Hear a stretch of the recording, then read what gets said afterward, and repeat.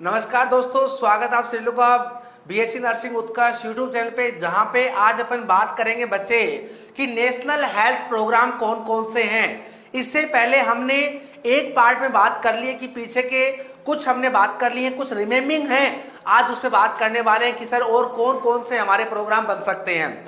तो लगातार अपने आप को अपडेट करते रहिए कुछ नई चीज़ों के साथ, क्योंकि बार बार एक बात बोलता हूं, क्यों पढ़े हो किसके चक्कर में, कोई नहीं है साथियों BSc nursing Utkarsh YouTube channel के टक्कर में। तो ऐसी खास इंफॉर्मेटिव वीडियो के साथ जुड़े रहें और यहाँ पे एक लिंक है, उस लिंक को ज्वाइन करिए ताकि सारे कंटेंट की पीडीएफ आपको मिल सके। अब पहली मैं बात करता हूँ बच्चे कि सर यहाँ पे कौन कौन से प्रोग्राम है, तो थोड़ा रोड मैप पे बारे में समझ लेते हैं। लास्ट क्लास में हमने इसमें से साथियों पहला पढ़ लिया है, एनएचएम खत्म कर दिया है। उसके बाद कम्युनिकेबल में भी हमने सारे पढ़ लिए हैं, जो आपका टीबी वाला पढ़ लिया है, एड्स कंट्रोल प्रोग्राम पढ़ लिया है, वेक्टर बोर्न डिजीज पढ़ लिया है, लेप्रोसी पढ़ लिया है। ये हमने डिस्कस कर लिए हैं लास्ट क्लास के अंदर। अभी जो बात करेंगे कि सर जो हमारा अब कौन सा रहेगा, आज का जो हमारा टॉपिक है जिसको पढ़ेंगे नॉन कम्युनिकेबल डिजीज प्रोग्राम, कि सर ऐसे कौन कौन से प्रोग्राम है जो हमारे फैलते नहीं है, कम्युनिकेबल डिजीज नहीं है। नॉन कम्युनिकेबल डिजीज से रिलेटेड प्रोग्राम कौन कौन से हो सकते हैं, जैसे आपका diabetes awareness day, hypertension awareness day, ये सारे के सारे हैं जो कि नॉन कम्युनिकेबल डिजीज से रिलेटेड रहने वाले हैं। तो सभी बच्चे एक बार क्लास में अपने आप को पार्टिसिपेट करिए, अच्छे से जुड़िए ताकि बड़ी खास चीज़ों के साथ अपने आप को अपडेट कर सकें, है ना। तो क्लास को शेयर करें मैक्सिमम बच्चों के साथ, क्योंकि बार बार मैं एक बात बोलता हूं, क्यों पढ़े हो किसके चक्कर में, कोई नहीं है साथियों BSc nursing Utkarsh YouTube channel के टक्कर में। इसी के साथ स्टार्ट करते हैं कि आज क्या पढ़ेंगे बच्चे। आज अपन पढ़ेंगे national programme for prevention and control cancer, diabetes, cardiovascular, उसके बाद स्ट्रोक, इन सभी के बारे में डिस्कस करने वाले हैं। इसके बाद बात करता हूं नेशनल मेंटल हेल्थ प्रोग्राम, जिसमें अपन बात करेंगे कि सर नेशनल हेल्थ प्रोग्राम कौन सा है। उसके बाद पढ़ेंगे maternal and child health programme कौन कौन से हैं, जहां पे अपना रमचा जो सबसे इंपॉर्टेंट माना गया है ये डिस्कस करने वाले हैं, ठीक है ना। तो बड़े रहिए लगातार और स्टार्ट करते हैं सर क्या क्या बातें हैं जो इससे रिलेटेड आगे बन सकती हैं, ठीक है ना। और उसके साथ कहीं के अपने आप को मोटिवेट करके रखना। ओके चलो भाई स्टार्ट करते हैं। एक बात बताओ, यदि आपको एग्जाम में शॉर्ट तरीके से पढ़ाया जाए जो कि कहीं कहीं आपके लिए इंपॉर्टेंट हो, तो कैसा लगे आपको, कैसा लगे भाई। सर बिल्कुल बढ़िया लगे, क्योंकि ज़्यादा टाइम भी खराब नहीं हो और चीज़ें बिल्कुल परफेक्ट हो। हाँ जी, उसी पे बात करने वाले हैं। सबसे पहले सुन लेना, national programme for prevention and control cardiac cancer diabetes के बारे में बात करने वाले हैं। इसको बोला गया है NPCDCS, इस प्रोग्राम नाम से ही बोला गया है। इसको लॉन्च कब किया गया, तो सबसे पहले लॉन्च की बात आए तो 2010 में NHM के द्वारा इसको स्टार्ट किया गया, जिसको बोला गया है नेशनल हेल्थ मिशन।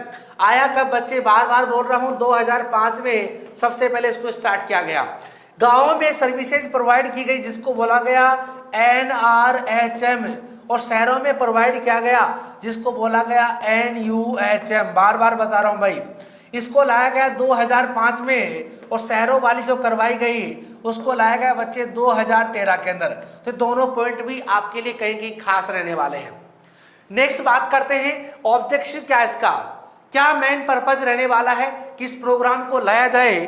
तो उसका जो मेन प्रोग्राम का जो अपन बात करेंगे कि प्रोग्राम को मेन लाने का पर्पज क्या है, तो पहली बात करते हैं अर्ली डायग्नोसिस एंड मैनेजमेंट।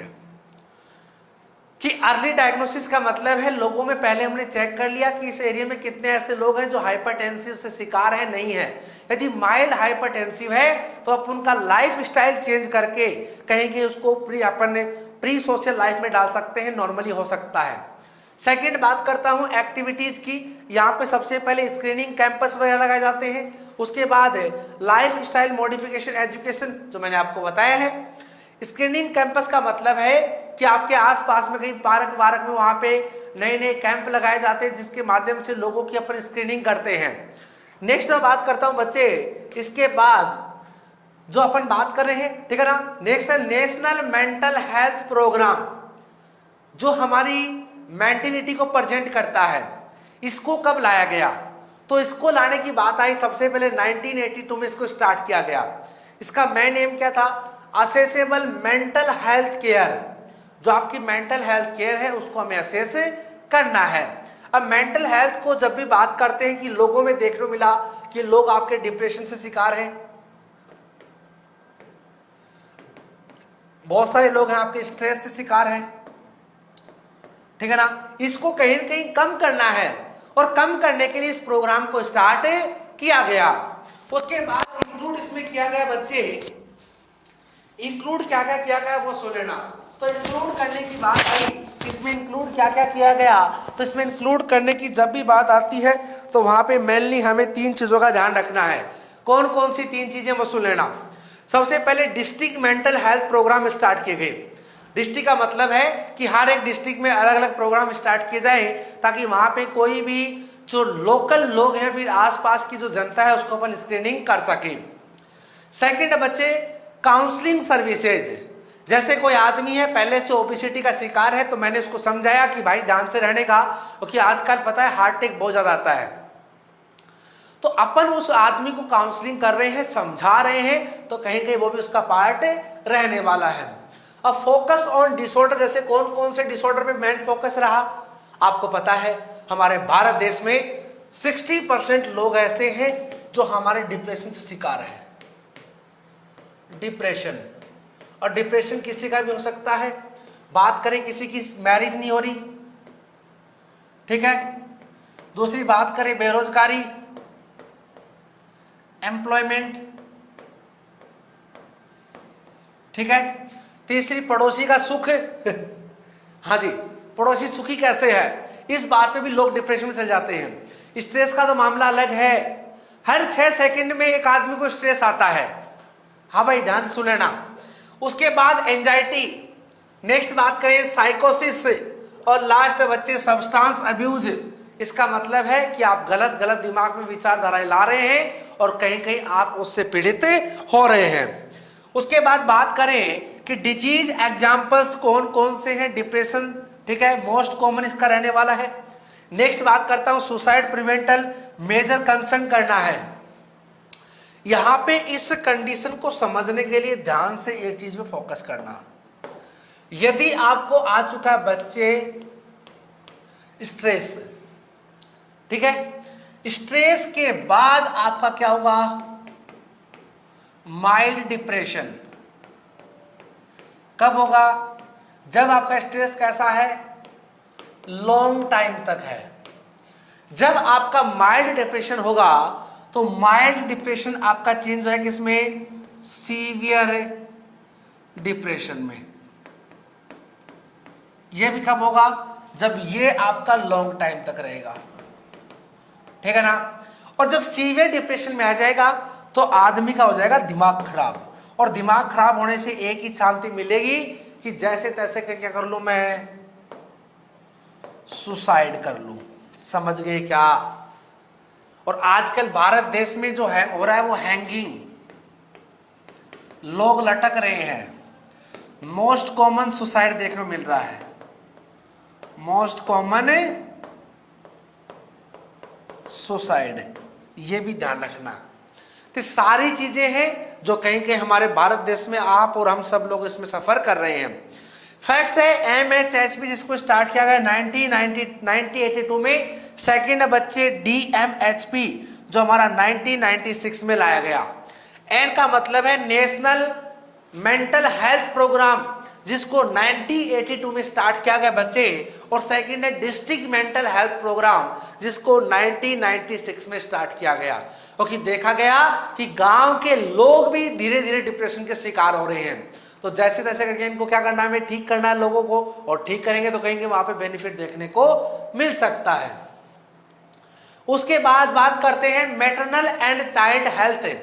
ये भी प्रोग्राम बच्चे जिसमें सबसे पहले मोस्ट इंपोर्टेंट ध्यान से पढ़ के जाना, जिसका नाम क्या है बच्चे, रमचा प्रोग्राम। वेरी इंपोर्टेंट है भाई, ये कैसा है, वेरी इंपोर्टेंट। इसको 5 स्टार देना वो भी कम है भाई, ठीक है ना, तो इसको ध्यान से पढ़ना। रमचा प्रोग्राम की जब भी बात आती है तो reproductive maternal newborn child and adolescent programme, इसके अंदर सबके सब आ गए। रिप्रोडक्टिव ऐसी महिलाएं जो प्रेगनेंसी कंसीव करती है, नेक्स्ट बात करें मैटरनल, ऐसी महिलाएं जो बच्चे पैदा कर चुकी हैं। नेक्स्ट ऐसे महिलाएं जो बच्चे पैदा कर सके उनकी केयर की बात करें। यदि बच्चा पैदा हो चुका है, बच्चा बड़ा हो चुका है, चाइल्ड सर्विसेज प्रोवाइड करवाई जाए। उसके बाद कब तक, मतलब 0 से लेके 19 साल तक की बात कर रहा हूं, जिसको मैंने बोला है एडोलिसेंट हेल्थ प्रोग्राम। समझ रहे हैं क्या प्यारे? सारी चीजें आ गई हैं इसमें, कुछ भी नहीं छूटा है, कुछ भी नहीं छूटा है ना।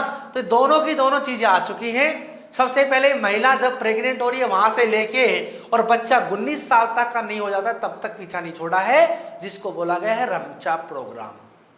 आया कब है? तो 2013 में इसको सबसे पहले स्टार्ट किया गया, जिसके तहत नेशनल हेल्थ मिशन के अंदर इसको इंक्लूड किया गया है एनएचएम के according. Based on life cycle approach start की गई है इसके अंदर, ठीक है ना। लाइफ साइकिल का बोले तो रिप्रोडक्शन से लेके और आपकी एडोलिसेंट तक की बात की गई है। समझ रहे ना भाई? इसलिए बार बार लिख रहा हूं ताकि समझ सकें आप चीजों को कि बात क्या कहना चाह रहा है। कभी समझ में आया प्यारे? आगे बढ़े क्या भाई? चलो नेक्स्ट बात करते हैं। Cover health care from adolescent, बता दिया, pregnancy, childhood, newborn and children, सबको कवर करता है।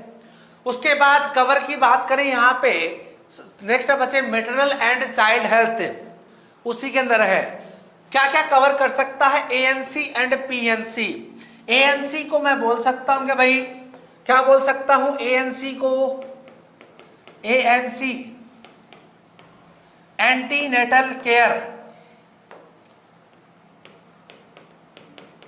एंटीनेटल केयर, ऐसी केयर जो अपन क्या करें ड्यूरिंग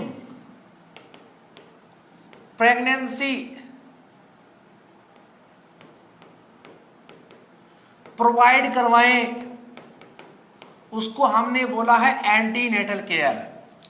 अब यहां से एक पॉइंट और बन सकता है, पूछा जाए कि बताए एंटीनेटल विजिट कितनी होती है, तो बच्चे बताना है। हमारे भारत की बात कर रहा हूं, इंडिया के अंदर है, इंडिया में हमारे मिनिमम 4 विजिट तो प्रोवाइड करवानी ही करवानी है। और बात करें अकॉर्डिंग टू WHO, तो WHO के अकॉर्डिंग आपकी टोटल विजिट होती है बच्चे 8। तो ये दोनों पॉइंट भी आपको ध्यान रखना है। क्यों? क्योंकि पता है आपको एंटीनेटल विजिट प्रोवाइड कराएंगे तो मदर में कोई इन्फेक्शन है, बच्चे की ग्रोथ को लेके कोई कंजेनाइटल डिफेक्ट है, तो अपन उसको वहीं पे तो अबॉर्शन करवा सकते हैं या फिर कोई भी ऐसा डिले कोई प्रोग्राम करवा सकते हैं जिससे कहीं कहीं मदर की जो जान है वो सेफ रहे, ठीक है ना। इंस्टीट्यूशनल डिलीवरी, इंस्टीट्यूशनल डिलीवरी का मतलब है जिसको बोल सकता हूं हॉस्पिटल।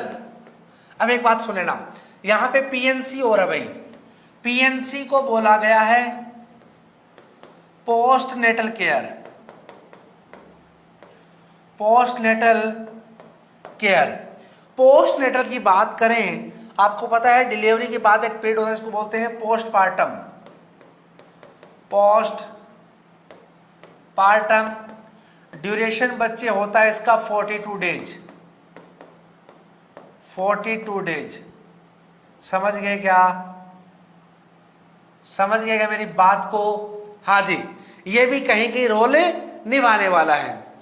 अब दूसरी बात थर्ड है बच्चे इंस्टीट्यूशनल डिलीवरी, इसका मतलब है institutional,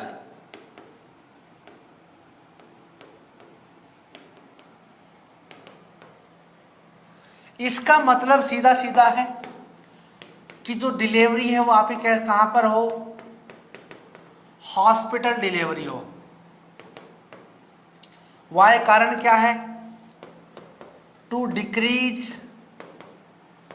IMR and MMR, infant mortality rate और मेटरनल मोर्टलिटी रेट को क्या करना, हमें कम करना है। इसके लिए इंस्टीट्यूशनल डिलीवरी प्रमोट की गई है। उसके बाद नेक्स्ट बात करें चाइल्ड केयर, हाँ जी बच्चे केयर भी आप इसके अंदर इंक्लूड की गई है। सारे पॉइंट आपको पता होना चाहिए। नेक्स्ट है बच्चे, सबसे पहले अपन रिप्रोडक्टिव वुमेन की बात करेंगे, क्योंकि यहां पे मेन प्रोग्राम है रिप्रोडक्टिव हेल्थ पे। रमचा की बात कर रहा हूं, पूरा रमचा खोल के रख दूंगा आपके सामने, फिर वो चमचा हो जाएगा। कैसे हो सकता है सर? यहां पे अपन फैमिली प्लानिंग करेंगे रिप्रोडक्टिव में। अब फैमिली प्लानिंग का क्या रोल है? पहला पॉइंट है फैमिली प्लानिंग। फैमिली प्लानिंग में जो ध्यान रखना है, सबसे पहले न्यूली कपल,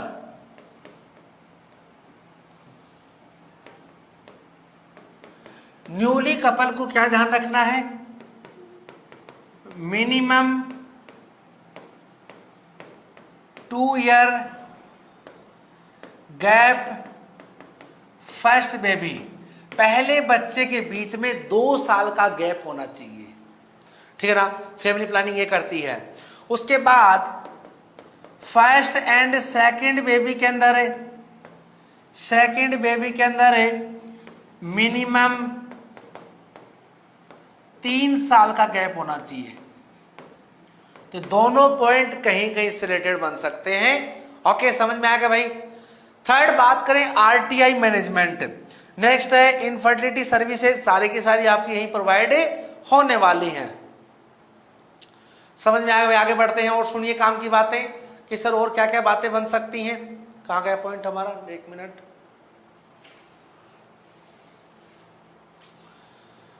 हाँ जी, सुनो।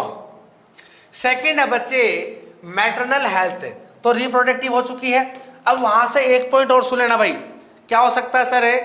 बच्चे एक पॉइंट और भी है आपका जो वहां से बन सकता है। जब भी आपसे पूछा जाए रिप्रोडक्टिव एज क्या होती है, रिप्रोडक्टिव एज, तो आप बता सकते हैं 15 to 45 ईयर तक को बोला गया है रिप्रोडक्टिव एज। ये कुछ बातें हैं जो कि ध्यान रखनी आपको।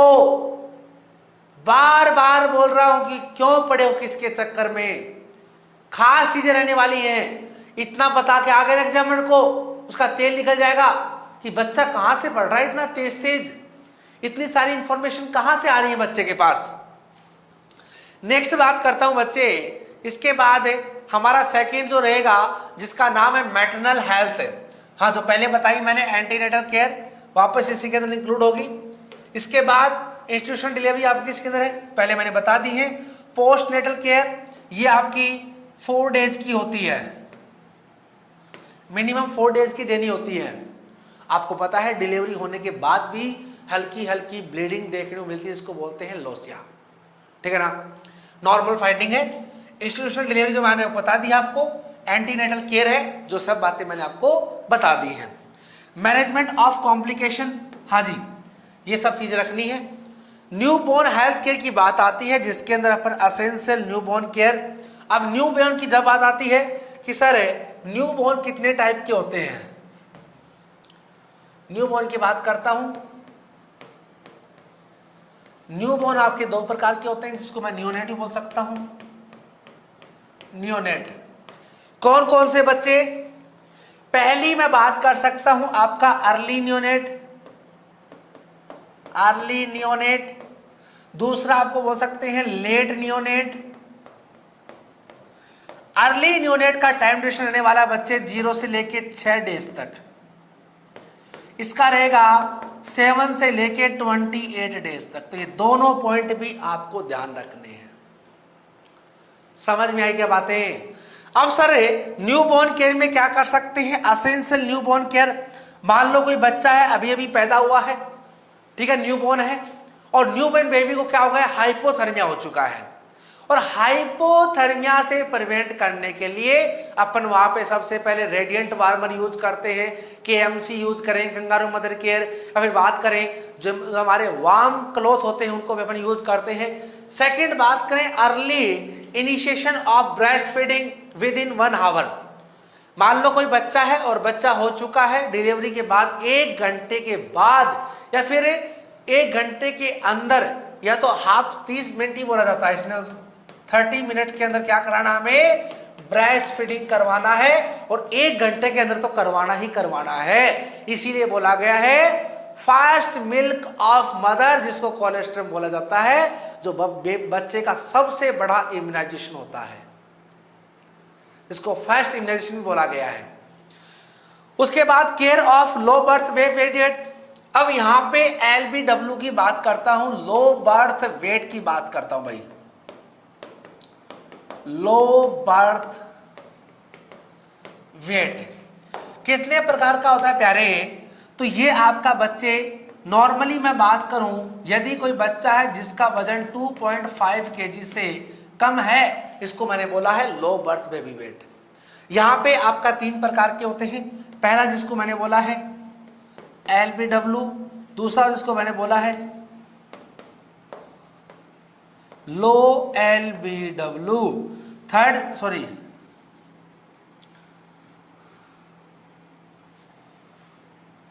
एक्सट्रीम, हाँ, extreme low birth baby weight, ठीक है। और थर्ड बात करें सीवियर लो बेबी वेट। 3 प्रकार से होते हैं। यदि बच्चे का वजन कितने से 1.5 kg से कम है, 1.5 kg से कम है, तो ऐसी स्थिति में बात कर सकते हैं कि लो सीवियर के अंदर आएगा आपका, ठीक है। स्ट्रिंग में, स्ट्रिंग की बात करें, बच्चे का वजन कितना है 2 kg के आसपास, और यहाँ पे 2.5 kg से कम है, तो अपन बोल सकते हैं। तो तीनों पॉइंट हैं, तो ये भी आपको कहीं कहीं ध्यान रखने हैं। ओके, चलो भाई, नेक्स्ट में बात करता हूं बच्चे चाइल्ड हेल्थ। और चाइल्ड किसको बोलते हैं? जिसकी बच्चे की एज आपकी बात करें 5 साल का हो चुका है, ठीक है ना। 1 साल जैसे सबसे पहले न्यू बोर्न आता है, उसके बाद आपका इन्फेंट आता है, उसके बाद प्री स्कूल आता है, फिर स्कूल आता है, फिर चाइल्ड आता है। 5 साल के बच्चे को मैंने चाइल्ड बोला है। चाइल्ड के अंदर बच्चे अपन करवा सकते हैं बच्चों क्या, इम्यूनाइजेशन। इम्यूनाइजेशन का मतलब है वैक्सीन लगवा सकते हैं। उसके बाद न्यूट्रिशन। थर्ड बात करें management of common childhood illness. इन सभी पे अपन क्या कर सकते हैं, सर्विसेज प्रोवाइड करवा सकते हैं। सर बात करें एडोलेसेंट हेल्थ, जिसको मैंने एज रखा गया बच्चे अप टू 19 ईयर, 19 साल तक के बच्चे की बात कर रहा हूं। यहां पे मेंस्ट्रुअल साइकिल आपको पता है, मेंस्ट्रुअल साइकिल हमेशा हमें मेनार्की स्टेज से स्टार्ट हो जाती है, जिसकी एज अपन रखी गई है 13 ईयर। समझ गए क्या? न्यूट्रिशन एंड एनीमिया कंट्रोल कर सकते हैं, ठीक है ना। नेक्स्ट है counselling, mental and sexual health की अपन क्या कर सकते हैं, काउंसलिंग कर सकते हैं इसके प्रोग्राम तहत। नेक्स्ट है कॉमन इश्यू, जैसे एनीमिया मोस्ट कॉमन हमें एडोलेसेंट में देखने को मिलता है। एनीमिया किसमें, फीमेल के अंदर। कारण क्या है, क्या कारण यहाँ पे है कि मेंस्ट्रुअल हाइजीन, जो आपकी मेंस्ट्रुअल साइकिल है ना, जो मेंस्ट्रुअल साइकिल का जो ब्लड है ना, वो बच्चे नॉर्मली आपका लॉस होता है कितना, नॉर्मली लॉस होता है 30 ml टू 80 ml, ठीक है। तो इसीलिए महिला के अंदर हमें देखने को मिल सकता है एनीमिया। तो ये पॉइंट भी आपको ध्यान रखना है, कहीं न कहीं इंपॉर्टेंट रोल निभाने वाले हैं। जननी सुरक्षा योजना JSY बोला गया, जिसको एम क्या है बच्चे, reduce maternal and neonatal mortality. ये आपकी जननी सुरक्षा योजना को बोला गया है 104 एम्बुलेंस नंबर है, जिसमें आपकी फ्री सर्विसेज प्रोवाइड करवाई जाती है। किसको, जो प्रेग्नेंट वुमेन है उसको घर से हॉस्पिटल तक पहुंचाया जाता है, जिसको हमने इंस्टीट्यूशनल डिलीवरी बोला गया है, ठीक है ना, ध्यान रखना। उसका बेनिफिट किसमें, cash incentive for the institutional delivery. लोगों को एक तरह से बेनिफिट दिया गया है, और वो बेनिफिट कैसे होता है सुने ना। बेनिफिट आपका 2 प्रकार से रहने वाला है। सर कैसे कैसे रहेगा भाई, सुन के जाना, काम की बातें हैं, ठीक है। सर कैसे बैठेगी बात अभी बढ़ा देते हैं भाई।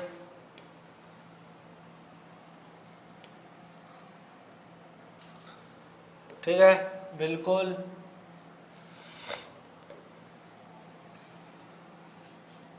यहां पे हमने रखा है भाई साहब ये आपका रह गया रूरल अर्बन, गांव और शहर। इधर आपकी आ गई भाई साहब आशा,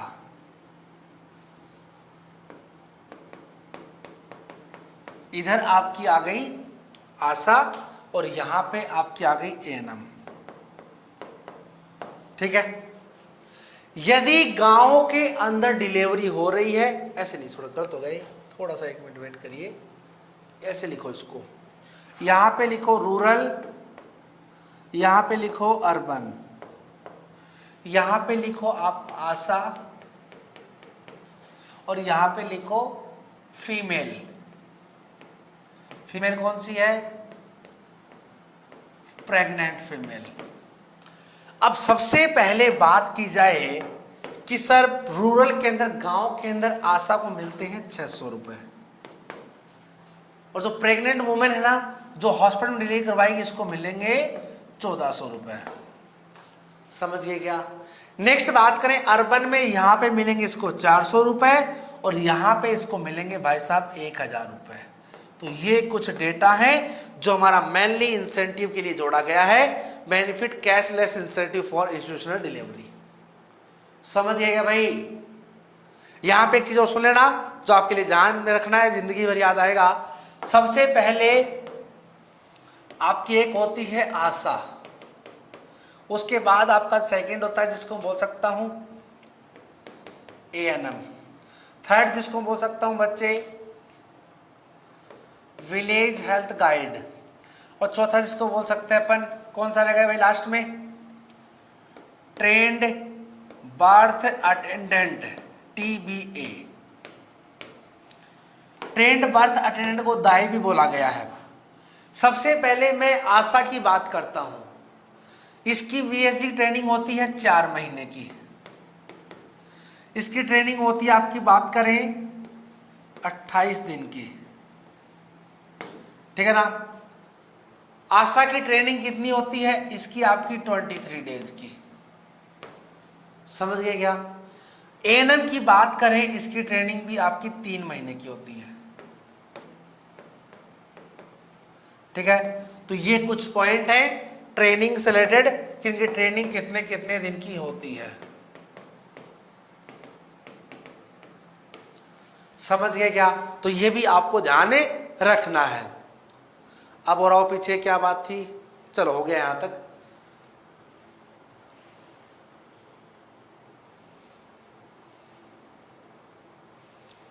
कहां पहुंचे?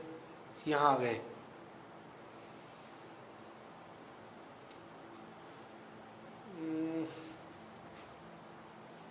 चलो भाई, है ना। इसमें सुनो, सेकंड है जननी शिशु सुरक्षा कार्यक्रम। इस कार्यक्रम के तहत ये सारे एनएचएम के भाई, एनएचएम के रहने वाले हैं। इसका मेन एम है कि eliminate out of pocket expenditure for the pregnant women and sick newborn. इसके तहत मान लो जिसने इस प्रोग्राम के तहत आया कब? 2011 में। इस प्रोग्राम के तहत मान लो कि इसके तहत भी आपकी 104 वाहिनी स्टार्ट की गई। 104 का ये प्रोग्राम है, ये एम्बुलेंस, ठीक है ना। इसका मतलब है कि मान लो कोई बच्चा है, अब मदर है, डिलीवरी हो चुकी है, डिलीवरी होने के बाद भी मान लो बच्चा बीमार हो गया, मदर बीमार हो गई। ऐसी स्थिति में उसका फ्री ऑफ कॉस्ट ट्रीटमेंट रहने वाला है। घर से ले जाने तक का, ट्रीटमेंट तक का बिल्कुल फ्री रहने वाला है। Free services for pregnant women and a new born baby, free normal delivery and surgery section, दोनों तो नॉर्मल रहने वाले हैं। सेकेंड बात करें, free drug and consumable items. Drug का मतलब जितनी भी दवाओं की जरूरत पड़ती है वो सारी की सारी फ्री है।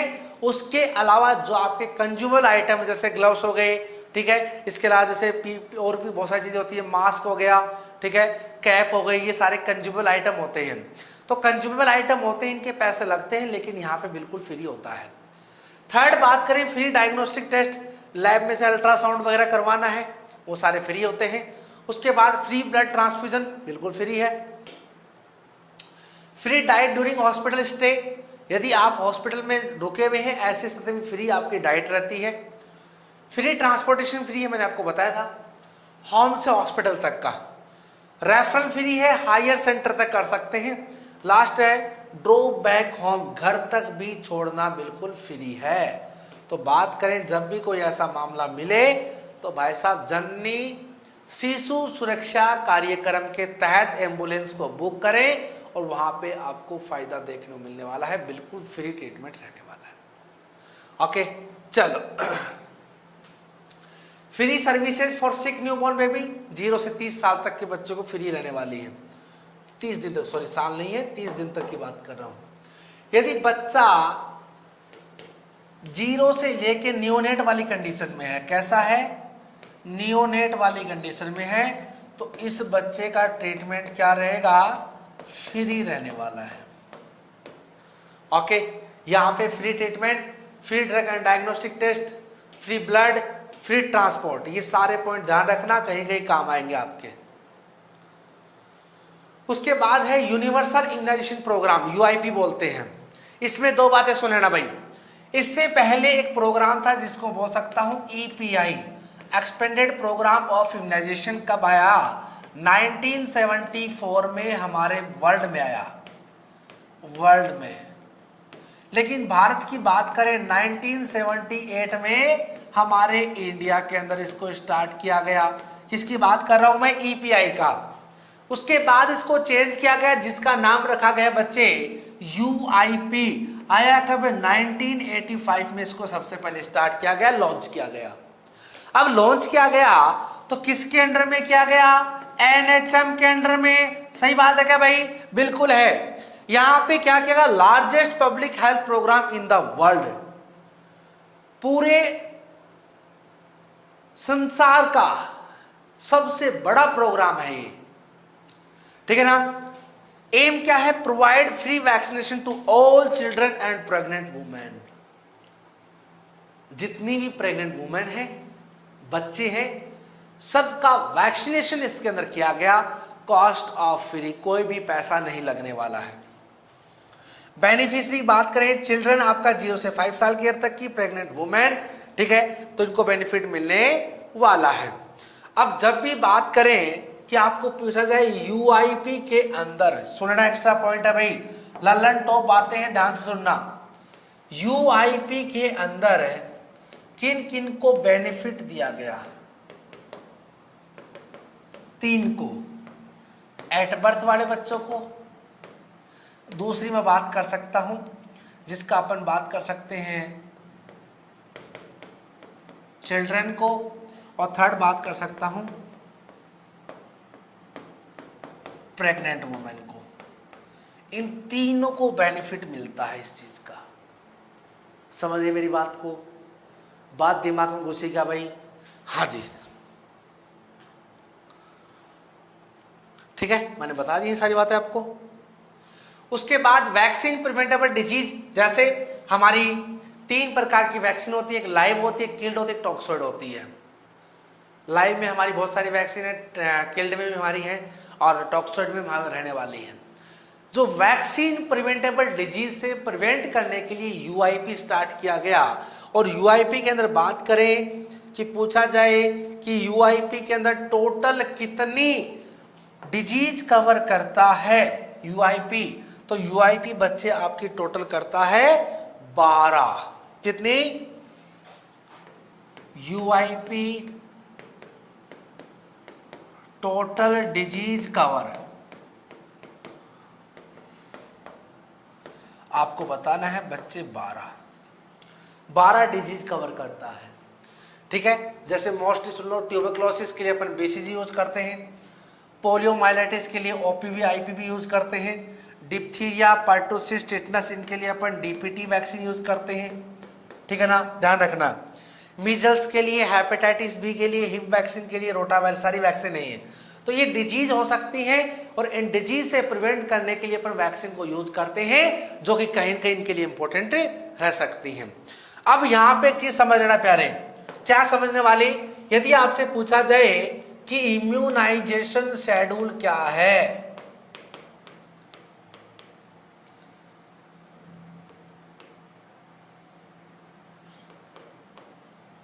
क्या हो सकता है भाई?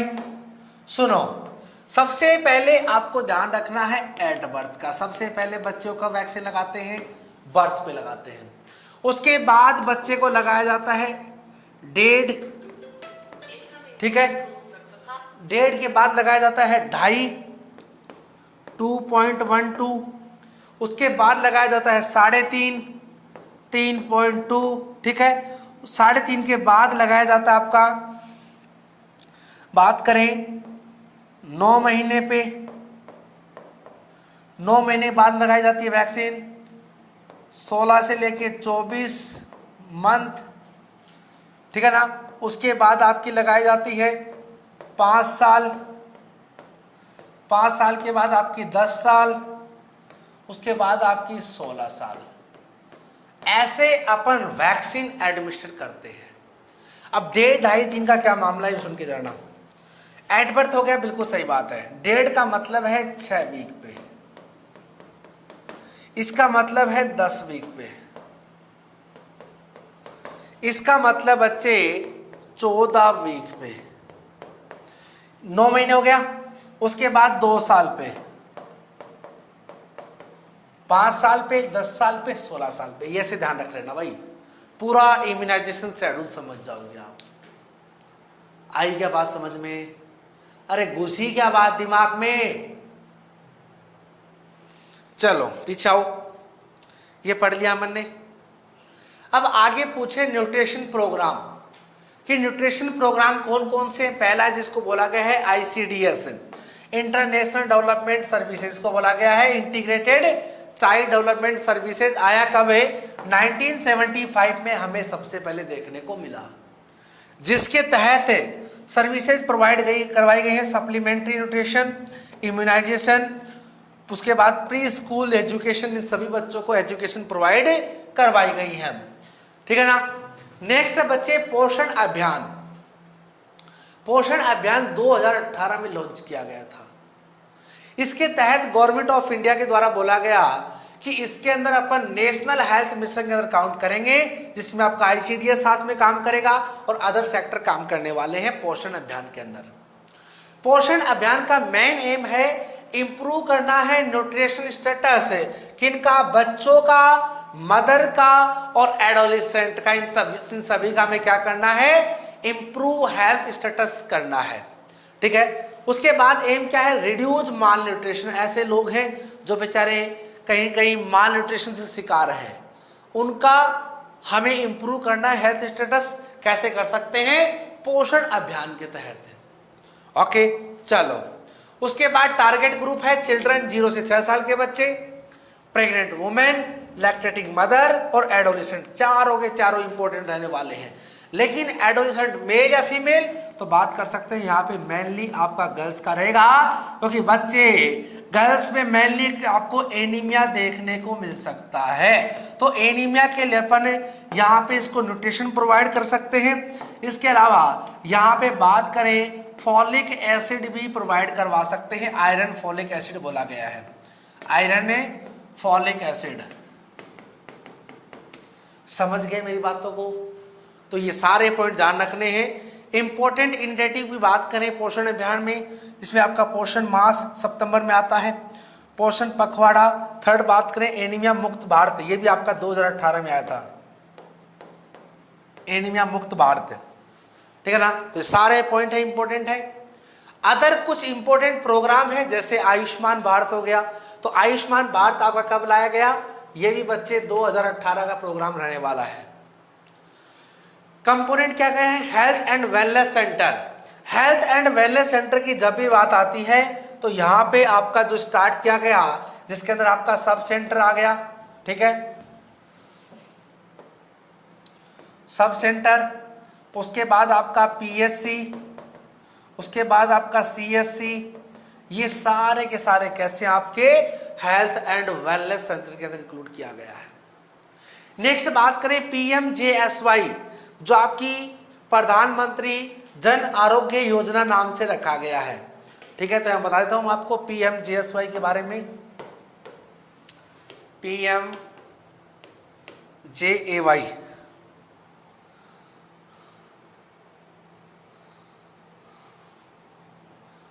JAY, इसको बोला गया है प्रधानमंत्री जन आरोग्य योजना।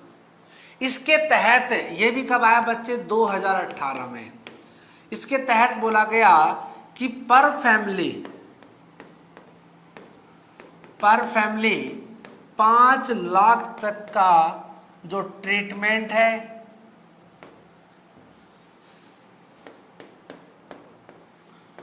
ट्रीटमेंट क्या है? बिल्कुल फ्री रहने वाला, जिसको आयुष्मान कार्ड नाम से बोला गया, आजकल मार्केट में चल रहा है।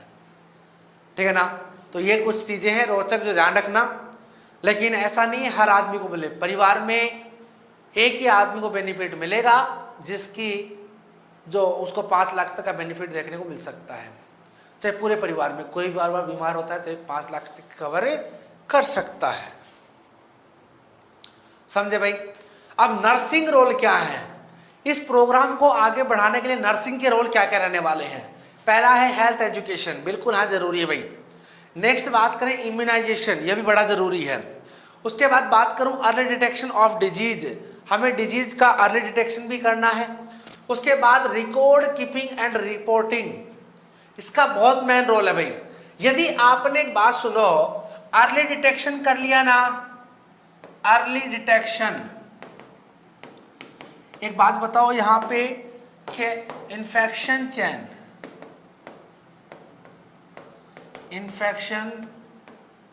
चेन क्या हो गई है? ब्रेक हो गई है, ये भी पता होना चाहिए। नेक्स्ट बात करता हूं कम्युनिटी अवेयरनेस और लास्ट है पेशेंट काउंसलिंग। ये कुछ पॉइंट है जो कि आपको ध्यान रखना है और कहीं कहीं आपके काम में आने वाले हैं। ओके, तो आज का टॉपिक कैसा लगा एक बार क्लास एंड होने के बाद आपको बिल्कुल कमेंट करना है। क्लास कैसी थी, क्लास का कंटेंट कैसा है और क्या चाहते हो आप, आपके लिए क्या क्या चीजें इंपॉर्टेंट रह सकती हैं। ओके, तो आज के लिए इतना ही। Thank you so much. लगातार बने रहें BSc nursing Utkarsh YouTube channel के साथ, जहाँ पे आपको बहुत ही शानदार चीजें पढ़ाई जाती हैं, समझाई जाती हैं और ऐसी चीजें जो कहीं कहीं आपके लिए इंपॉर्टेंट है और इंपॉर्टेंट ऐसी हैं बच्चे कि आपके जीवन में काम में आ सकती हैं। ओके, तो भाई आज के लिए इतना ही। Thank you so much. जय हिंद, जय भारत।